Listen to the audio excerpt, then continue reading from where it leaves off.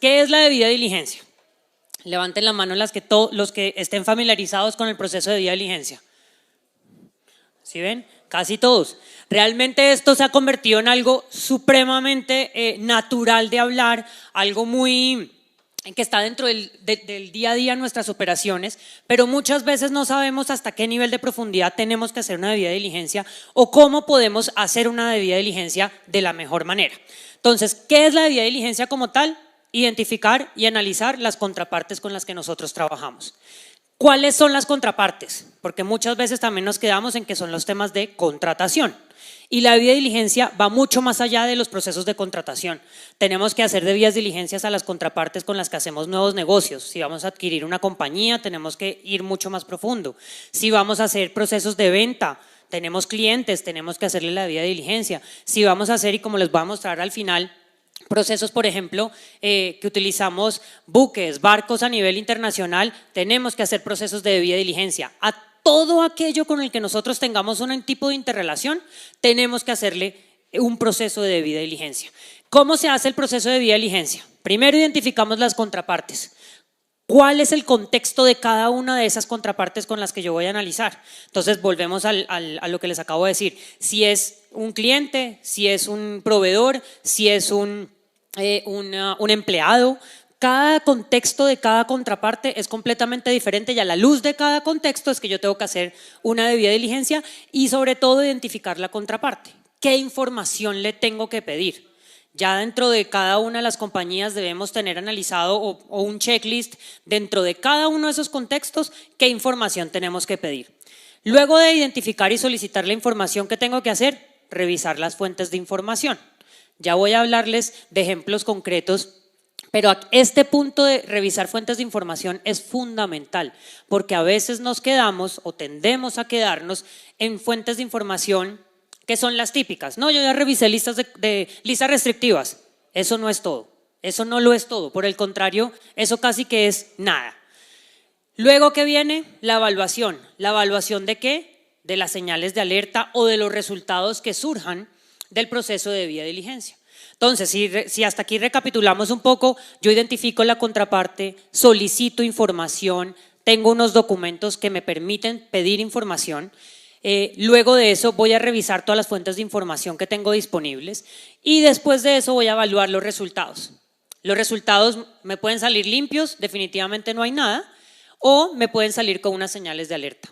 Importante que cuando estamos dentro del proceso de debida diligencia y aparece señales, todo está en verde, todo está limpio, estemos 100% seguros que revisamos lo que teníamos que revisar. Muchos utilizamos herramientas tecnológicas que es fundamental dentro del proceso de debida diligencia. Cuando las vamos a implementar, tenemos que tener la certeza de que efectivamente están revisando lo que tienen que revisar. Vengo de una compañía reciente donde teníamos una herramienta que no arrojaba los resultados reales. Entonces, cuando vamos y revisamos, teníamos unas consultas masivas de 3,000. Cargábamos la información para hacer consultas de 3,000 personas en listas restrictivas, en listas de control y nos salían 350 alertas. Tocaba empezar una a una a revisarle a esas 350. Y cuando revisábamos las 350 el uno a uno, nos daba que salía limpio. Entonces, la herramienta no estaba funcionando. Entonces, tenemos que asegurar que la herramienta que estamos implementando realmente funciona. Luego, como les digo, las señales de alerta. Muchos casos, como estos 350 casos, nos salen alertas dentro del sistema, tenemos que revisar qué son, si las descartamos o si por el contrario nos vamos al desarrollo de una debida diligencia intensificada o una debida diligencia ampliada. ¿Esto qué es? Profundizar en cada una de esas contrapartes. Vamos a tener que pedir mayor información. Muchas veces las áreas comerciales, las áreas de abastecimiento, las áreas que manejan los clientes levantan la mano y dicen cumplimiento, pero ¿cómo así que usted me está pidiendo más información? ¿Pero por qué tengo que estar pidiendo? Es que usted es una talanquera. No, no somos una talanquera. Por el contrario, y ahí es clave el rol que tiene un área de cumplimiento. El área de cumplimiento tiene que ser un rol estratégico, un rol de acompañamiento que claramente es una línea muy delgada porque muchas veces, por ejemplo, los que tenemos a cargo todo el manejo de las líneas éticas y las investigaciones, pues tenemos que tener un rol de investigación y pues somos el malo del paseo, como dicen por ahí. Pero el rol principal del área de cumplimiento es asesorar a las demás áreas y es saber mandar el mensaje de estamos aquí para cuidarles el pellejo. Somos nosotros, las áreas de cumplimiento, los que los vamos a salvar a ustedes ante cualquier eventual investigación, cualquier sanción. Y por eso nosotros nos encargamos de asegurar que la información que está es la que realmente necesitamos. Entonces, la debida diligencia intensificada, pedir mayor información. Necesitamos pedir más formatos, necesitamos que nos firmen unos como documentos cada uno de esos clientes, empleados. Por ejemplo, vamos a contratar a alguien y sale que tiene un proceso penal andando. O tengo un caso reciente donde un empleado tenía una investigación por corrupción, por haber vendido unos predios y por, en teoría, haber estafado a unos terceros. ¿Qué toca hacer ahí? Antes de decir, lo voy a echar ya, mañana mismo se va. No, espere, cuéntenos qué es lo que pasó, denos toda la información. No, mire, yo acá tengo los documentos del proceso penal, aquí se hizo toda digamos que el arreglo que tenía que hacer, fue un malentendido, tenemos toda la trazabilidad de la fiscalía, nos sentamos con los abogados, hicimos toda la debida diligencia intensificada para poder decir, ok, está check. Entonces allá, y por eso pongo esos ejemplos, vuelvo y digo que no solamente es un proceso contractual, sino por ejemplo, un tema de empleados, porque aquí tenemos siempre que hacer una debida diligencia intensificada. ¿Cuántos de ustedes no les ha llegado a las áreas de sus compañías diciendo bloquea a esa persona porque aparece en Panama Papers? ¿Cuántos no les ha llegado? Pues raro, porque usualmente siempre llegan y bloquean todo porque está en Panama Papers. Eso es gravísimo. No, no es gravísimo. No es nada grave estar en Panama Papers. ¿Qué sí hay que hacer? Hay que hacer una gestión de debida diligencia. ¿Qué hay que hacer? Acercarse al tercero y decir, venga, cuénteme, ¿usted tiene procesos fiscales en contra? Claramente con una certificación de que lo hace bajo gravedad de juramento y no tiene ninguna investigación fiscal en su contra. No es un delito estar en Panama Papers, lo que pasa es que ya sí habla de unos riesgos que empiezan a ser un poco más latentes. Esos riesgos tenemos que solventarlos como buscando información adicional. Al final de la debida diligencia intensificada, que vamos a tener recomendaciones a las áreas de negocio. Aquí es clave una cosa, hablamos de recomendaciones, pero tenemos que hablar de riesgos, de niveles de riesgos. Esta es una persona que representa un riesgo alto, una persona que representa un riesgo medio o una contraparte que representa un riesgo bajo. Las áreas de las compañías con las que trabajamos necesitan tener algo de sustento dentro de las actuaciones que hacen. Muchas veces también está el comentario, es que cumplimiento me dice, ahí verá usted qué hace, yo no le encontré nada, o ahí verá usted qué hace, yo le encontré que es un delincuente terrible. Bueno, pero ¿eso qué? ¿Lo puedo contratar? ¿No lo puedo contratar? Claramente no vamos a ser nosotros los que tomemos la decisión, pero sí tenemos que elevar los riesgos a los que la compañía se estaría exponiendo en cada uno de los escenarios. Si es una persona de riesgo alto, venga, esto nos puede acarrear sanciones, esto nos puede acarrear un riesgo de contagio, porque al estar contratando con esta persona nos pueden involucrar a nosotros también. Esa es una respuesta diferente a sencillamente decir, esta es una persona delincuente, usted verá qué hace. ¿Sí? Ese es el resultado más importante de una debida diligencia y por eso hablo de la profundidad con la que hacemos cada una de las debidas diligencias. Aquí aquí faltó un slide, bueno, creo que estaba oculto. Si me lo pueden poner, el que estaba oculto se los agradecería, porque ahí sí es hablarle de las mejores prácticas que tenemos dentro del proceso de debida diligencia. ¿Cuáles son esas mejores prácticas? Entre mayor información tengamos, mejor análisis vamos a poder hacer. No nos podemos quedar solamente en la revisión de las listas restrictivas. Y aquí yo les quiero poner un ejemplo específico que tuvimos, caso real hace 3 años, y esto ni siquiera lo tuvimos dentro de la compañía per se, sino de un empleado. Un sábado en la mañana me llama un empleado y me dice, Luz Helena, tengo un problema muy grande porque me acaba de llegar la fiscalía, la unidad de extinción de dominio, a un predio que acabo de comprar en Los Llanos. Y me acaban de llegar y yo no sé qué hacer, no sé qué pasó. Yo, ¿cómo así? No, imagínate que compré un predio hace poquito y dentro de esa compra que hice ese predio en Los Llanos, me acaban de llegar a decirme que me van a quitar el predio. Bueno, ¿usted le hizo una debida diligencia al lote? Sí, claro, yo revisé listas restrictivas y el personaje estaba limpio. Páseme el nombre de quién fue el vendedor. Solo poner en Google el nombre, salió que es uno de los narcotraficantes más buscados en Colombia, que estuvo extraditado en Estados Unidos, que estuvo preso en Brasil, que hoy en día es parte de las FARC. Le dije, señor, ¿y usted entonces qué fue lo que miró? No, pero yo miré en listas restrictivas y no estaba. Claro, no estaba en OFAC. Esa es otra cosa y por eso hablo de no nos tenemos que quedar en lo que está solamente en listas restrictivas. Yo busco en OFAC, buenísimo, está limpio. Y todo lo que hay detrás, cuando fuimos y miramos en la Procuraduría, además tenía casos porque había sido en algún momento algún tipo de relación pública, había tenido, estaba inhabilitado. Por todos los lados, los ingredientes eran terribles. ¿Qué pasó? Está vinculado hoy a un proceso de extinción de dominio, él, y además a un proceso de lavado de activos. ¿Por qué? Por ser testaferro. Por ser testaferro de alguien que en teoría él no conocía, pero le terminó comprando. El tipo cuando le compró el bien estaba preso. Lo terminó haciendo a través de un intermediario que me dijo una señora de muy buena fe. Pues la señora de muy buena fe era una funcionaria pública que estaba metida en unos temas complejos de narcotráfico y esa fue la que terminó siendo la vendedora en el acta. Entonces, por todos lados, cuando yo lo ayudé a analizar el caso, le decía, no hay nada que hacer, porque usted no tiene una debida diligencia que mostrar. Si además solo en Google es que no tuvo que haber pensado en un sistema de información avanzado de la NASA para poder llegar a esa información. Poner el nombre en Google ya te lo daba todo. Entonces, miren la importancia que es hacer una debida diligencia bien hecha. No nos podemos quedar con que la lista OFAC está bien y usualmente pensamos que eso es así. Hoy la persona está vinculada, como les digo, a un proceso de lavado de activos por testaferrato y además a un proceso de extinción de dominio y me decía, más o menos ¿cuándo me pueden devolver el predio? Y le dije, nunca. Usted perdió su plata, pues que son los ahorros de mi vida. Eso pasa cuando no haces un proceso de debida diligencia. Entonces, lo que les decía al principio, esto suele ser súper básico, todos lo conocemos, todos hablamos todo el día de debida diligencia, pero no sabemos el impacto que esto puede llegar a tener.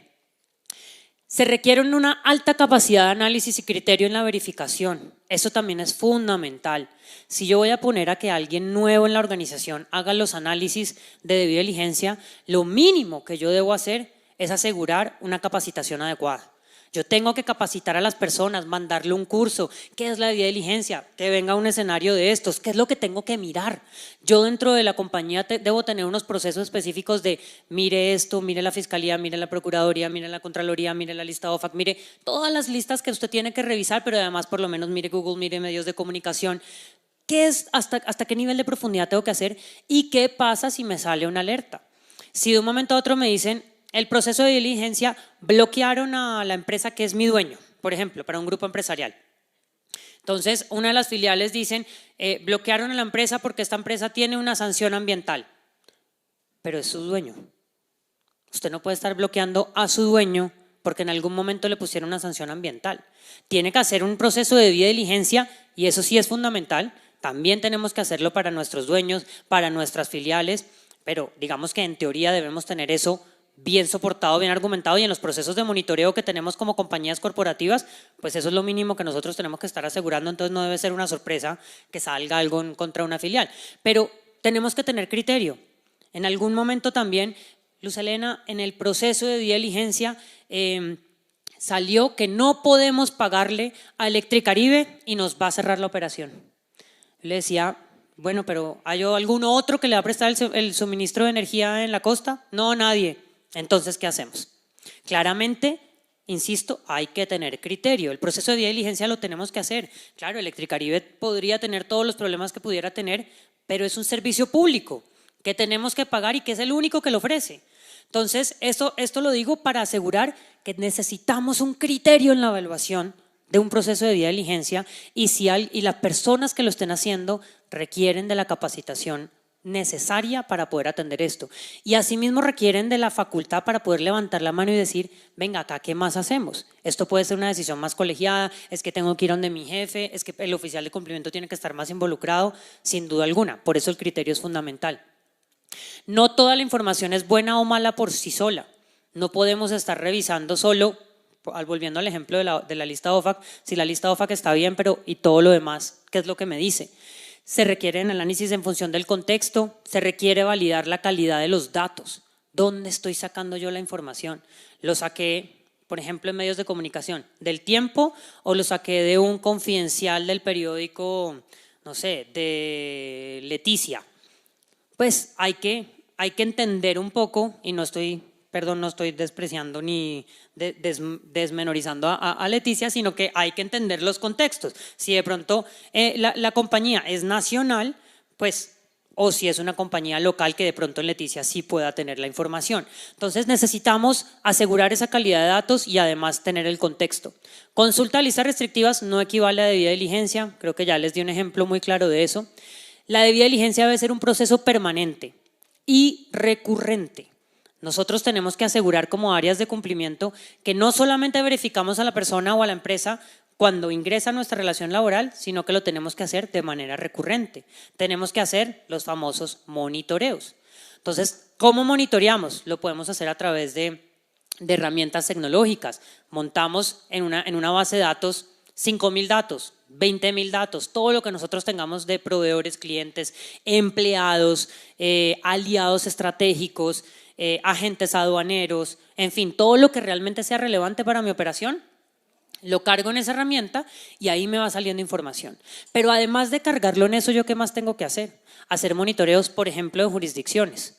Entonces, tengo compañías que están en Birmania, o tengo compañías que están en Irán o Corea del Norte que son lista roja, o tengo las que están en la lista negra, o tengo las que están en la lista gris, de acuerdo con la información de Gafi. Entonces, yo conozco eso, conozco las listas que están, tengo dentro de mi mapa de riesgos clasificadas todas las jurisdicciones para poder hacer un análisis y un monitoreo juicioso. Eso es parte fundamental de un proceso de debida diligencia. Tengo que conocer cuáles son las sanciones, las diferentes listas, pero además de eso los impactos que tiene cada una de las listas. Desde el punto de vista de Gafi en materia de lavado de activos, una cosa es mirar a Corea del Norte o a Irán. Otra cosa es muy diferente a Panamá, por ejemplo, que Panamá acaba de salir de la lista gris, ¿sí? Entonces, ese tipo de información y de contexto tengo que tenerlo muy claro dentro de mis matrices de riesgos. Las coincidencias encontradas se deben gestionar, como les digo, pues todas las alertas deben ser gestionadas y debemos buscar información. Por ejemplo, y ahora que está de moda y que claramente estamos hablando en todo momento de beneficiarios finales. Y esa es una grandísima preocupación que tenemos, yo creo que la gran mayoría de los que estamos aquí, veo muchas caras que hacen así, porque ¿qué hacemos si no tenemos la información de beneficiarios finales? Como dice la norma, tenemos que hacer la mejor debida diligencia posible con una, valga la redundancia, diligencia absoluta. ¿Eso qué quiere decir? Que yo tengo que buscar la manera de conseguir la información.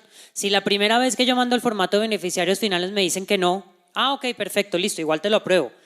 Ahí no estoy haciendo nada. Tengo que buscar información adicional. Tengo que mandar otro correo, tengo que mandar otro documento firmado, tengo que buscar mecanismos para que al final del día, si me terminan diciendo que no y resulta que es un contratista o un proveedor de, no sé, de Alemania, que allá de pronto es más difícil que nos den esa información y nunca me la van a dar, yo tengo que demostrar que yo tuve toda la diligencia posible dentro de mi proceso de diligencia para poder buscar la información. Si definitivamente después de haber buscado por todos lados no la conseguí, ese es otro escenario. Pero uno muy diferente es decir, listo, no, si no me la dio a la primera. Y puedo tener políticas, en algún momento puedo decir, ¿sabe qué? Yo me reservo el derecho a contratar, porque puedo hacerlo, porque no me quiere dar la información y no sé quién está detrás de esa empresa. Y creemos muchas veces que no me la da, bueno, no, es que las normas, porque claramente hay unos conceptos de información de protección de datos personales, ahí tenemos unas normas que debemos asegurar, pero sí o sí tenemos que mostrar la mejor diligencia posible entre nuestras actuaciones para poder tener la información de los beneficiarios finales. Hoy en día tenemos el registro único de beneficiarios finales, pidamos y solicitemos la información. Venga, deme el certificado del registro único de beneficiarios finales. No, es que, vuelvo y digo, protección de datos personales, es que yo no puedo decirlo, pero insisto, tengo que hacer lo que más pueda y dejarlo documentado, y esto es clave porque como le pasó a este señor que les acabo de decir que no dejó nada documentado, entonces pues estaba perdido en el proceso de lavado de activos. Si yo no dejo todo documentado, o más bien, lo único que me va a salvar en un proceso es poder asegurar que yo hice una debida diligencia hoy, que si mañana ese tercero, esa persona, contraparte, proveedor, cliente, termina vinculado en la lista OFAC, termina vinculado en un proceso de lavado de activos, cuando yo lo miré hoy, 30 de octubre del 2023, estaba limpio. Eso es fundamental en cualquier proceso. Anoten eso, por favor, documentar. Si yo no dejo documentado y no lo dejo en un sistema juicioso donde yo pueda probar que efectivamente lo hice ese 30 de octubre del 2023 a las 12:55 de la tarde con 32 segundos, porque cualquier cosa que cambie a partir de ese momento me representa un riesgo muy grande y yo no voy a tener cómo soportar y justificar que efectivamente lo hice. Y las acciones para gestionar coincidencias dependerán del tipo de proceso que se esté evaluando. Insisto, el contexto siempre es fundamental. Y ya para terminar, que no me pasa, si me ayudan a pasar, por favor, esto no funcionó. Ponerles un par de ejemplos específicos de lo que estamos adelantando en Ecopetrol y además qué hacemos para incorporar la tecnología dentro de estos procesos de debida diligencia. Entonces, por ejemplo, ¿en qué tenemos tecnología? En los procesos de onboarding y monitoreo de contrapartes. ¿Qué significa el proceso de onboarding? Cualquier contratista, proveedor, cliente o tercero que quiera contratar con Ecopetrol y con el grupo en general tiene que vincularse a través de un sistema. En ese sistema va a diligenciar mucha información que queda digital. Y toda esa información además va atada a unos formatos. Esos formatos todo queda también en un sistema que nos permita a nosotros hacer un proceso de onboarding, un proceso de vinculación donde revisamos toda la información, revisamos las contrapartes, revisamos las listas restrictivas, pero además revisamos medios de información, medios de comunicación. Entonces tenemos un sistema que nos permite buscar en una amplia gama de fuentes. Y eso, ¿cuáles son los beneficios? Reducción de tiempos, consultas en varias fuentes. Que es importante también que tengamos en cuenta en todas las fuentes de información automáticas. Hoy tenemos conceptos donde hay algunos bots que están prohibidos por temas de protección de datos personales. Entonces tenemos que asegurar que las fuentes que nosotros estamos utilizando no están violando ningún principio de protección de datos personales. ¿Qué más hacemos con tecnología? Búsqueda masiva y recurrente en listas restrictivas, listas de control, que va muy atado a lo de monitoreo de contrapartes. De manera permanente y por lo menos 2-3 veces al año tenemos que estar monitoreando las contrapartes porque lo que les digo, una cosa es la foto con la que empezamos y otra muy diferente es con la que vamos a tener 3-4 meses después. Vuelvo, insisto, no solamente a nuestros proveedores, contrapartes no son solo proveedores, trabajadores. En el caso de Ecopetrol, que somos 18.000 empleados del grupo empresarial, pues claramente tenemos que estar revisando todos los empleados porque pues tenemos el riesgo es mucho más grande que en una compañía de 200. ¿Y en qué más incorporamos tecnología? Y este es un proceso que me parece muy interesante y es el screening, por ejemplo, de las motonaves utilizadas en fletamento de hidrocarburos. ¿Qué significa esto? Nosotros que tenemos motonaves pues dentro de todo el proceso de hidrocarburos que vendemos y que vienen a Colombia y nosotros cargamos nuestro crudo, tenemos que asegurar que esas motonaves tienen un proceso de diligencia. Y aquí no estamos hablando de una persona, pero ¿qué puede pasar dentro de ese proceso de diligencia que pueda surgir? Encontramos que esa motonave ya había venido con una bandera de Estados Unidos y ahora está apareciendo con una bandera rusa, por ejemplo. Eso ya de entrada es una alerta. La jurisdicción, ¿de dónde viene el último cargamento, la última parada de esa motonave? ¿Viene de Corea del Norte o viene de Rusia? Ese tipo de información que ya de por sí nos generan alertas, insisto, no de que entrada ya toca bloquearlo, pero sí es una alerta ¿para qué? Para una debida diligencia ampliada. ¿Qué pasó ahí? ¿Por qué viene de allá? ¿Cómo viene ese cargamento? Porque además tenemos que asegurar la contaminación de los cargamentos, que no tengamos drogas, que no tengamos armas. Entonces todo ese proceso de cómo hacemos la consolidación, cómo hacemos los cargues, cómo es nuestro proceso para poder sacar hidrocarburos del país, tenemos que asegurarlo. Y parte de eso es cómo hacemos un proceso de diligencia a las motonaves que utilizamos, a los buques o a los barcos que utilizamos dentro de todo este proceso. ¿Cuáles son los beneficios de todo esto que les acabo de decir? Reducción de tiempos en consultas en varias fuentes, identificación anticipada de eventos que puedan generar riesgo de lavado de activos, financiación del terrorismo, financiamiento de proliferación de armas de destrucción masiva, que el título, espero que no le pongan otro porque si no va a ser muy difícil leerlo de corrido, y el conocimiento de actualización permanente de información de contrapartes. Esto son beneficios, insisto, que nos traen las herramientas tecnológicas y que cada una de las compañías, dependiendo del tamaño, va a buscar los mecanismos para poder asegurar este proceso de debida diligencia. Pero los invito, y para terminar, no sé Juan Francisco cuánto me pasé, pero para terminar, importante, tengamos un proceso de debida diligencia bien estructurado, con unos matrices de riesgos de qué me representa un riesgo en cada uno de los contextos, en cada una de las jurisdicciones, cómo voy a poder generar alertas si yo no sé si contratar con Birmania es lo mismo que contratar con Panamá? ¿Sí? Tengo que tener eso muy claro en la cabeza y sobre todo en mis matrices de riesgo para que además sea tan fácil para la persona que lo está haciendo hoy como para la persona que lo va a hacer mañana. Eso es fundamental, dejar todo absolutamente documentado.